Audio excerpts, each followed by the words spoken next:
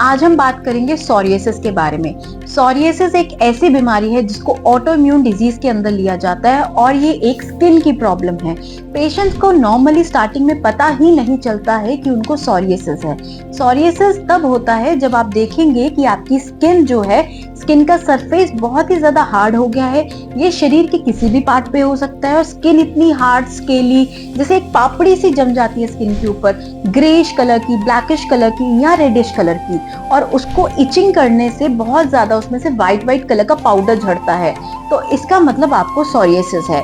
Psoriasis जो है बहुत ही ज्यादा प्रकार के होते हैं और ये समझना बहुत जरूरी है कि आपको कौन सा सोरियासिस है।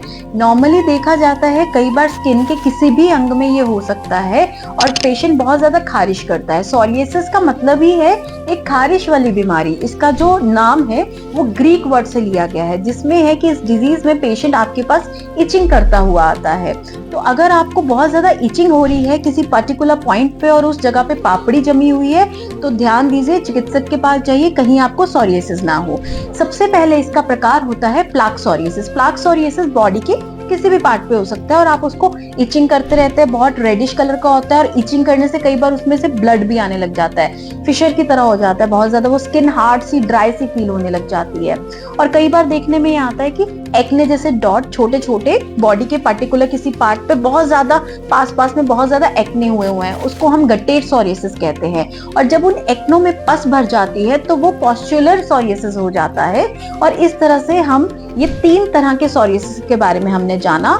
जो एक बार नॉर्मली कई बार पेशेंट्स आते हैं कि हमारे सिर्फ स्किन में, सिर के ऊपर खारिश हो रही है और देखने में पता लगता है कि पापड़ियां सी बनी हुई हैं स्किन में अलग अलग, और खारिश करने से ब्लड भी आ रहा है और व्हाइट कलर का झड़ भी रहा है। That is known as scalp psoriasis. और कई बार पेशेंट्स को पूरी बॉडी में कहीं कुछ नहीं होता है, सिर्फ नेल्स के पास जो है, नेल बार बार टूटता ही रहता है और नेल के जो क्यूटिकल है अगर आप उसको दबाओगे तो वहां पे पिटिंग सा फील होता है और व्हाइट कलर का नॉर्मली उसके साइड पे रहता है और वो नेल कभी भी भरता ही नहीं है। थोड़ा सा नेल आएगा फिर टूट जाएगा, थोड़ा सा आएगा फिर टूट जाएगा। That is called as nail psoriasis. और कई बार हमारे प्राइवेट पार्ट्स जैसे ग्रॉइन रीजन, एक्जिला, जहाँ पे स्किन फोल्स हैं, जैसे एल्बो रीजन हो गया आपका, एक्जिला है या ब्रेस्ट के पास है, ग्रॉइन है, यहाँ पे ही सिर्फ खारिश होती है और यहीं पे रेडनेस रहती है हमेशा, और यहाँ पे भी ऐसे स्केली सी स्किन रहेगी। तो this is known as inverse psoriasis. और सोरियासिस में सबसे खतरनाक जो टाइप है that is erythrodermic psoriasis. Erythrodermic psoriasis का मतलब है कि पेशेंट आपके पास आता है, उसकी पूरी बॉडी ऐसी होती है जैसे वो बर्न का पेशेंट हो। आप देख के बता नहीं सकते कि उसको सोरियासिस है, आपको देख के लगेगा ये जल के आया है कहीं से या बर्न की तरह है। वो इतना ज्यादा फैल जाता है कि वो धीरे धीरे आपकी अस्थि धातु तक, यानी आपकी बोन तक पेन कर देता है। और कई बार इसको हम आर्थराइटिस सोरियासिस भी कहते हैं, यानी सोरियासिस के कारण हड्डियों तक में पेन चला जाता है और पूरी बॉडी में ये फैला रहता है, एरिथ्रोडर्मिक सोरियासिस। और सबसे कॉमन कॉज जो देखा जाता है आजकल पेशेंट में सोरियासिस का, कि हाथों पैरों में, इसको बोला जाता है पाल्मोप्लांटर फैशियाटिस, पाल्मोप्लांटर सोरियासिस। पाल्मोप्लांटर सोरियासिस में क्या होता है कि सिर्फ पैरों के नीचे की स्किन या हाथों की स्किन इतनी हार्ड और इतनी ड्राई हो जाती है कि बार बार वो सांप की स्किन की तरह उतरती ही रहती है। और नॉर्मली देखिए, psoriasis is a autoimmune disorder, ये क्रॉनिक बीमारी है।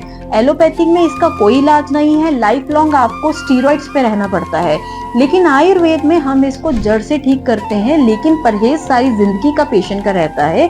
इसमें आपको मसालेदार चीजें नहीं खानी और आपको ये ध्यान रखना है कि ज्यादा मिर्च मसाला और ड्राई जो चीजों से आपको ड्राइनेस बढ़े, जैसे ड्राई फ्रूट्स हो गया, पीनट्स हो गए, अदरक हो गया, जो चीजें आपकी बॉडी में ड्राइनेस पैदा करें, ऐसी चीजों का सेवन बिल्कुल नहीं करना है। कई बार पेशेंट को कान के पास या आईज के अराउंड या स्कैल्प के अराउंड भी रहता है, ये सब स्कैल्प सोरियासिस में आ जाता है। तो सोरियासिस में मोस्टली पेशेंट को इतना ज्यादा पेन रहता है, इचिंग करते वक्त बहुत ज्यादा ब्लड भी उसका निकलता है, कई बार ज्यादा इचिंग कर दे। तो सर्दियों में ये प्रॉब्लम बहुत ज्यादा कॉमन हो जाती है। और अभी जैसे विंटर्स आने वाले हैं तो ड्राइनेस बिल्कुल नहीं होने देनी। बाकुची का ऑयल लीजिए, आपके आसपास किसी भी पंसारी से मिल जाएगा, या कोई अच्छी कंपनी का बाकुची का ऑयल लीजिए। बाकुची के ऑयल को जब आप अपने सोरियासिस की पर्टिकुलर एरिया जहाँ पे आपको सोरियासिस है वहां पे आप लगाएंगे तो उसकी जो स्किन है उसको वो मॉइस्चराइज करेगा, नम करेगा।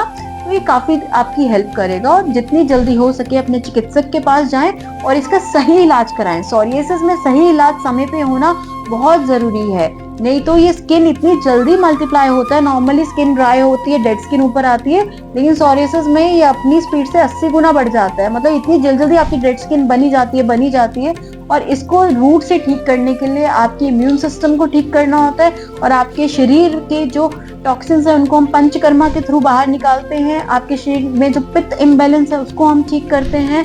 तो इसके सही इलाज के लिए आज ही अपने चिकित्सक से परामर्श करें और इसको जड़ से ठीक करें। वेट ना करें, इसको बढ़ाएं ना।